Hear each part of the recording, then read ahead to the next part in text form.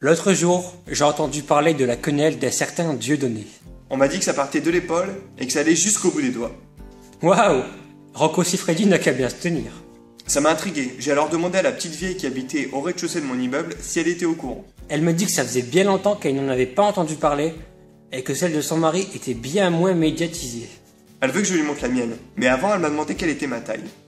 Je lui ai répondu 1m80, elle est partie en pleurant. Elle n'a donc pas insisté, et elle m'a dit que sa porte était grande ouverte et que je pouvais entrer et sortir quand je voulais.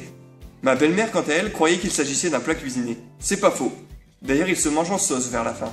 Je lui ai donc ensuite demandé à ma femme, et elle me dit que cette quenelle est en fait un geste qui a fait beaucoup parler. Chouette! Une position que je ne connaissais pas, on va pouvoir essayer. Elle me répond que je ferai ça tout seul. Elle ne veut pas avoir de problème avec la justice. Ne t'inquiète pas chérie, on fera pas ça en public. Et donc, pensant que je me moque d'elle, elle me dit qu'il ne se passera rien ce soir, ni tous les autres soirs de la semaine. La petite vieille du rez-de-chaussée me manque. Et tout de suite, l'info qui n'a rien à foutre là. En Chine, un homme a porté plainte contre sa femme, car elle lui avait fait un enfant moche. Et il a gagné le procès. Comme quoi il y a une justice.